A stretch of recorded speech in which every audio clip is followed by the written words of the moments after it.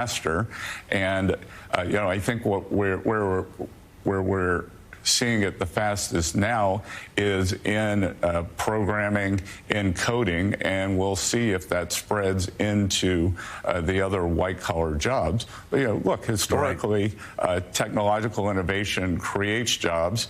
What we want to do is make sure that there's not a timing difference here, so that, as the old jobs disappear, the new jobs aren't created in time, and there has to be some kind of a bridge. But we're very aware of this. We have David Sachs at the White House, who is the AI czar. So the administration has embraced this and is aware of it.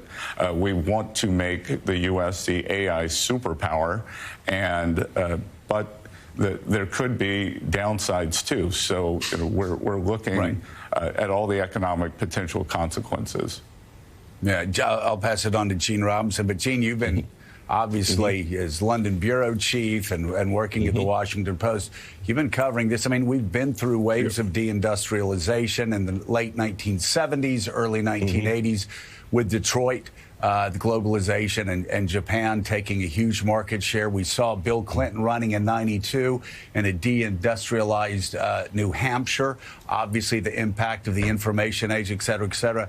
And man, everybody I talk to, every expert you talk to will tell you that AI is happening faster and is posing a greater threat, especially to white-collar workers. The first wave of deindustrialization, blue-collar workers. Now this is going to be white-collar workers, and robotics is going to impact blue-collar workers as well. It is a brave new world we're facing.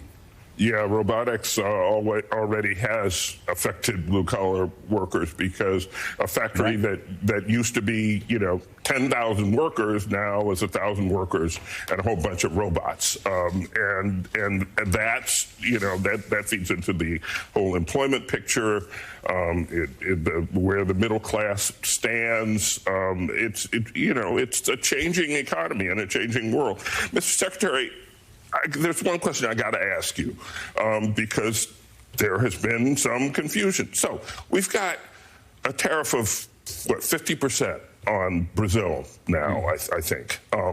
And so if someone here, an importer, wants to buy Brazilian products today or tomorrow and import them, they're going to pay 50% to the Treasury. And so who writes that check? Well, a couple of things. First, we could have substitutions, so there's very little that only comes from Brazil.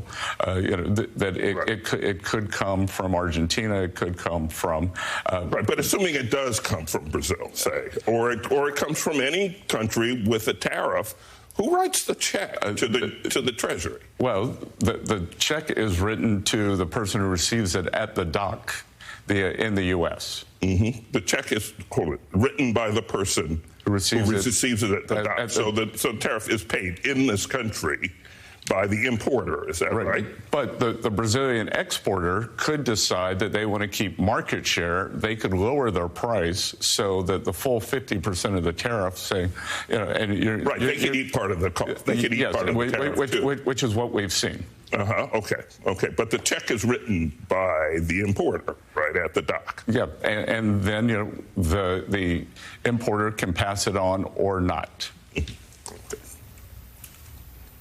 All right, Mr. Secretary, I want to just ask you a question ultimately about the health of the overall economy. Given the importance of trustworthy economic data internally for the American people and also externally for our position globally, are you at all concerned about the threats to Jerome Powell's job, the firing of the head of the BLS, that our country will lose its global position, its economic strength, based on the lack of believable, objective facts? Well, there's a lot to unpack there. So let's start with Chair Powell. President Trump has said that he's not going to fire Chair Powell. President Trump has a great reverence for the institution of the Federal Reserve. And, as I said, he likes to work the referees. And that's his right, just as Senator Warren does the same thing. In terms of the BLS, I think that this was long overdue. I mean, the mistake that they made last week was a 5 to 6 standard deviation mistake. This is like if you got on a plane in Miami, thought you were going to New York, and landed in Denver. I mean, so I actually think that cleaning up the BLS was something that should have been done long ago. And I agree that the efficacy and the believability of our economic projections are very important. But, Mika, the other thing I can tell you is that, there's something wrong here, because on Wednesday, the Federal Reserve voted not to cut rates. On Friday, the BLS had this massive downward revision. One of these is mistaken.